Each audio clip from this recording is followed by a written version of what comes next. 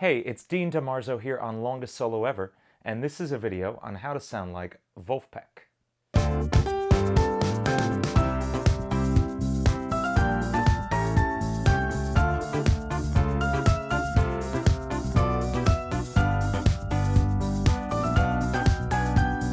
So last year I put out an album called Green Hill Funk. This was a tribute to the music of Sonic the Hedgehog in like a classic funky motown style. It was particularly in the style of a band called Vulfpeck. Vulfpeck is one of my favorite bands out there today. They're just absolutely nailing the sound of 60s rhythm sections like The Wrecking Crew, Muscle Shoals.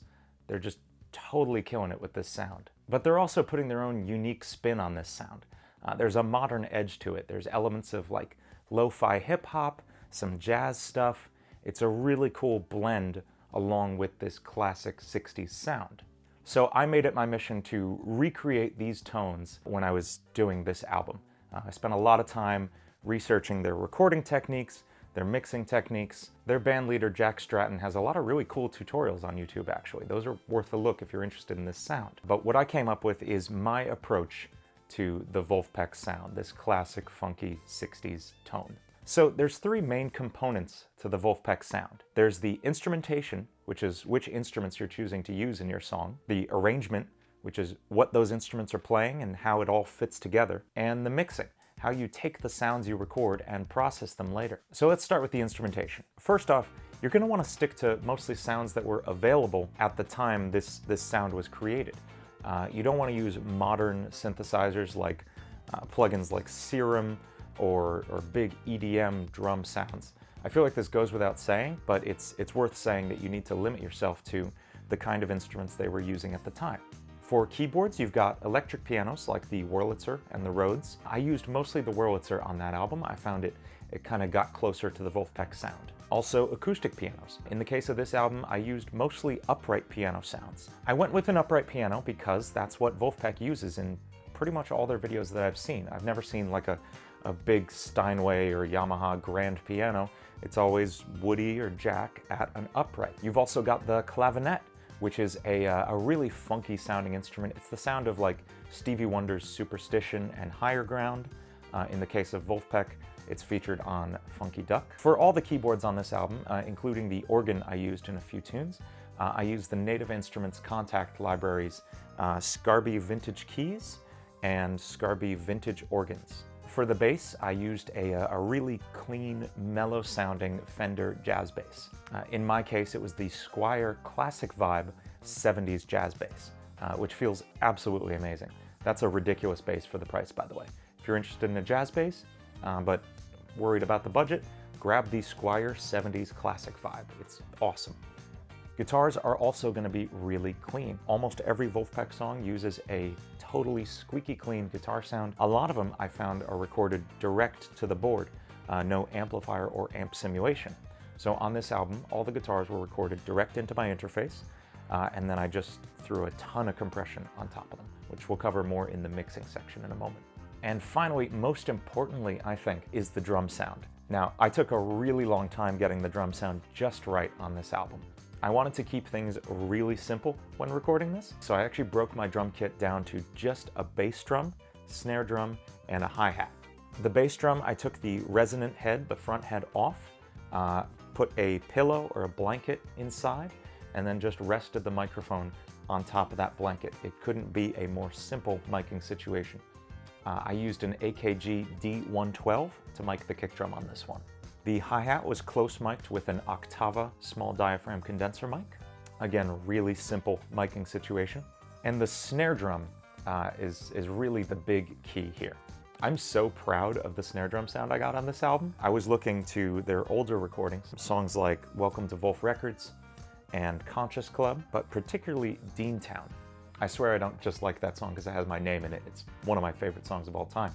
And the sound they got on it is amazing. It sounds like a drum machine.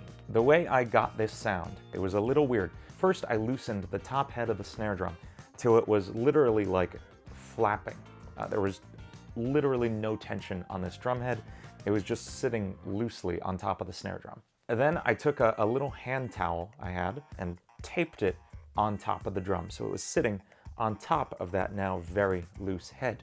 I took a Shure SM57, placed it right on top of the head as close as I could get to that head without touching it, and that was my drum sound. The rest of that sound is created in the mixing stage later on. Using such a minimal drum setup forced me to change up my playing a little bit.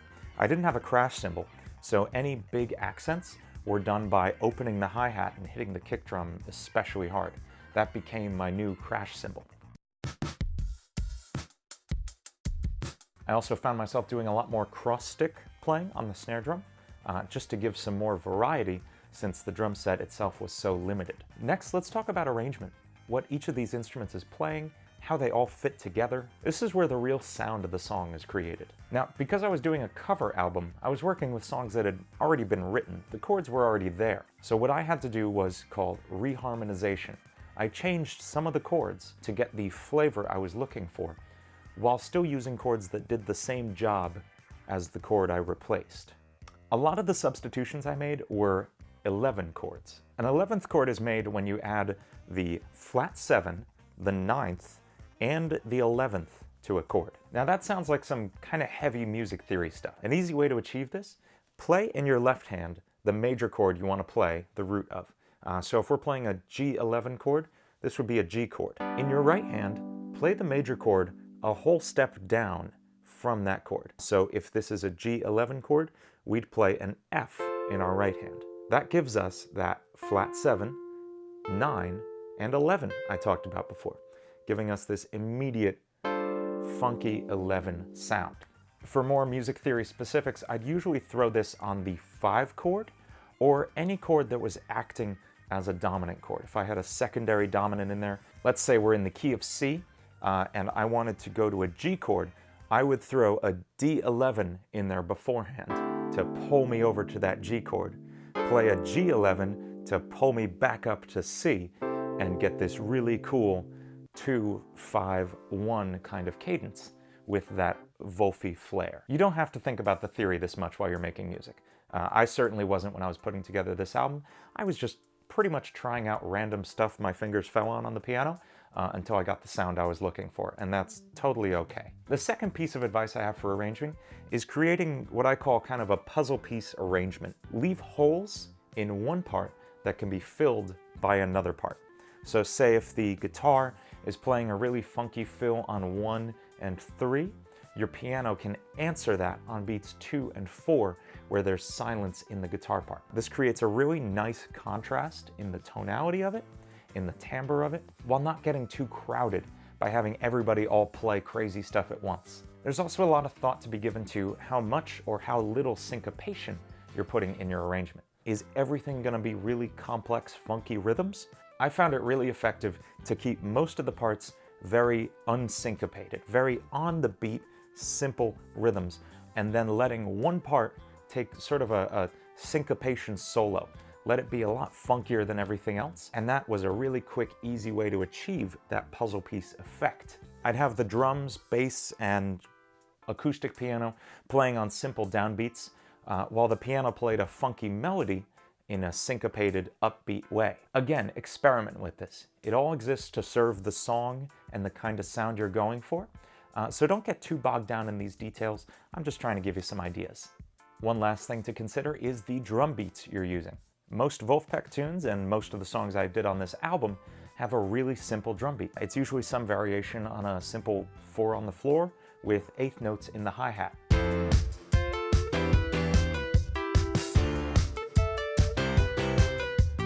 There will be some accents created on the upbeats by opening the hi-hat just slightly as you're playing it, and maybe some simple fills here and there between the snare drum and the bass drum, but for the most part, it's really simple. I'd say the most complicated the drums got on this album were a short kind of lo-fi breakbeat thing I did on Green Hill Zone.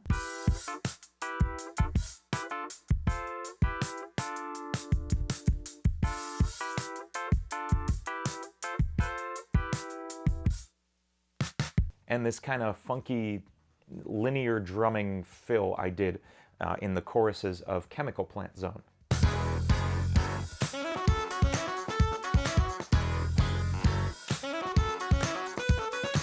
Other than that, it was mostly variations on either an 1/8 note hi-hat, 4 on the floor kind of groove, or like a disco beat, dance beat with 16ths, two hands on the hi-hat. Again, keeping most of the parts simple, like the drums and the bass and guitar, so that another part can stand out and really accent those funky upbeats. So finally, let's talk about the mixing, the part where we bring all the sounds we've recorded together.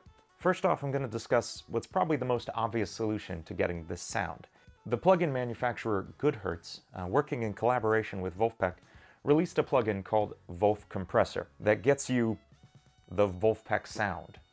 Obviously, it's only going to be as Vulfy as the sound you put into it, but it goes a long way towards getting the overall aesthetic, that really compressed, kind of lo-fi, warbly sound that Vulfpeck is known for. I did use Vulf Compressor all over this album, and I absolutely love it. I can hugely recommend it, not only if you're just going after the Vulfpeck sound, trying to get their style, but if you're going for anything with kind of a lo-fi edge, or just need some really extreme compression, it's an outstanding tool for a lot of different situations. Vulf Compressor does have a 15-day free trial if you want to just check it out. I'll put a link down in the description below so you can try it. That said, there are ways to get that sound without needing to spend a lot of money on huge plugins. There's other solutions I'm going to go through as well. First off, let's talk about mixing the drums. I only had 3 drum tracks to work with, which was nice, made mixing a lot easier than your usual like 12 input setup for a whole drum set. First up is the kick drum. Now, for all 3 of these, I use some pretty heavy gating. A gate cuts out any sound below a certain volume level, which is really important because we're going to be compressing the heck out of this in a second. So I used a gate to cut down any volume below the sound of the kick drum coming through.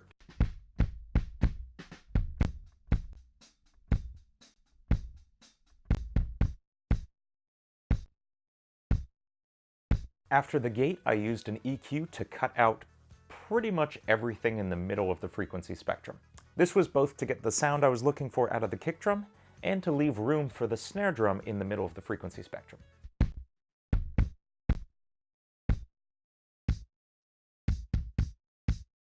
After that, I used a Waves plugin called R-Bass to add some more subharmonic content to the bass drum.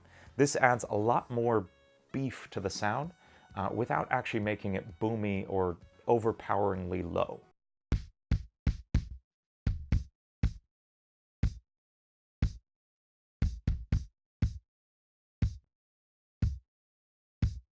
My snare mixing setup was pretty similar. I had a really extreme gate right in front of it.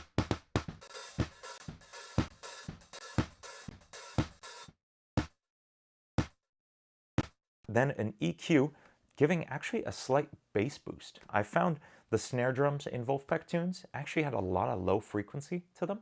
They were really punchy in the low end. So there's actually a little boost in the bass area of the snare drum. I also boosted the treble frequencies a lot to give it a little more of that snare crack sound.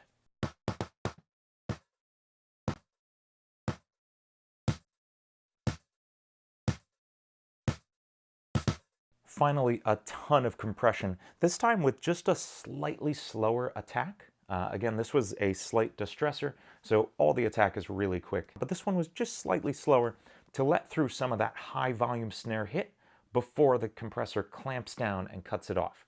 That way you get a really big snap right up front, and then the rest of the snare tone comes down a little bit.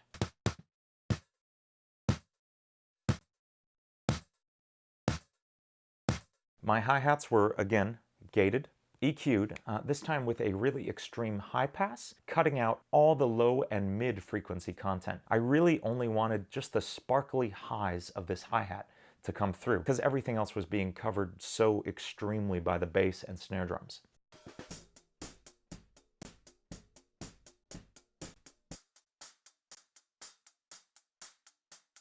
Lastly, just a little bit of compression. I didn't go too hard on the compressor on this one. This was mostly just to keep it able to compete with the snare and the kick drum. Now, all 3 of these drum tracks were mixed on a subgroup, an auxiliary mixing channel used to sum these 3 drums together so I could process them as one. On this channel was Vulf Compressor, but I turned off the lo-fi and tape warble effects and the noise effect they added. I just wanted to use this as a compressor. So this compressor kind of levels out the drum sound as a whole and really glues it together so it's ready to be mixed in with the rest of the channels.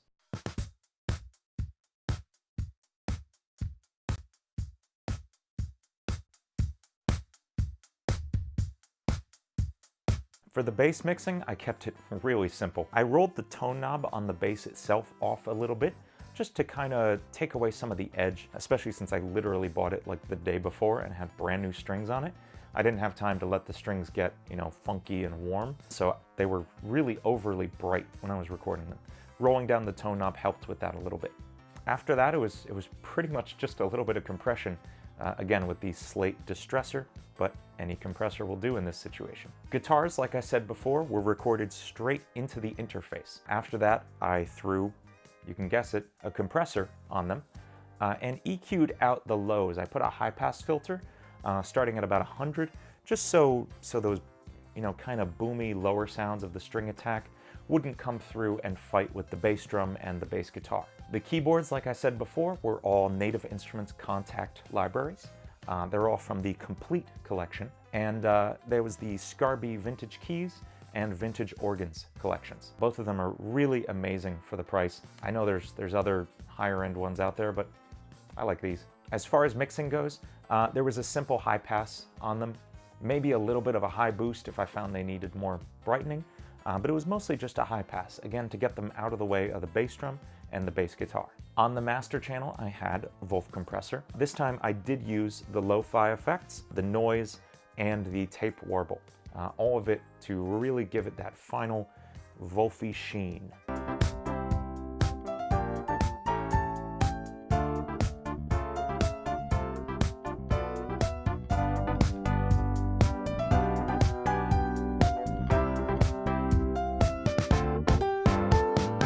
Now, if you don't want a spring for Vulf compressor, there are alternatives. Isotope, who makes plugins like Ozone and Neutron, makes a plugin called Vinyl that does a lot of the same things. It's not quite as good, but it is free, and that's pretty awesome. I'll put a link to download that as well in the description, so be sure to check that out. Finally, I used Ozone's Vintage Limiter to get it just that last little bit to the volume level I really wanted this album to be at. And that's it. I kept it really simple with every step of the process for this one. I was able to produce this whole album in about a month, and that's because this whole production process was so simple. That's probably why Vulfpeck approached it that way too. All their videos are them doing just a single take in one room all together, recording into the computer. The mixing process isn't crazy, it's all simple stuff. That's probably why they're able to turn out so much amazing content year after year. Thanks for watching. I hope you enjoyed this video. I hope it gives you some inspiration to try and either get some of these sounds yourself, or go off and explore and try to get some other sounds you've admired. If there's a sound or an artist you really like the sound of, but haven't been able to quite nail down what it is they're doing, leave it in the comments down below. I'm considering making this kind of a series where I try to imitate the style of another artist. That's always been one of my favorite things to do. I grew up making covers and imitations of other musicians, so that's now like one of my biggest skills is imitation. I love it. So if there's an artist you'd like to see me try to get the sound of or a particular song, leave it in the comments and I'll try it in the future. Thanks again for watching. If you liked this video, please consider giving it a like down below. It really helps me out. And subscribe for more videos like this one. In this new year, I'm posting every Wednesday and Saturday at 10 a.m. So be sure to tune in at those times for all kinds of new content. I'm really excited for this year. I'm really excited for the videos I have coming for you guys. So thank you so much, and I'll see you next time.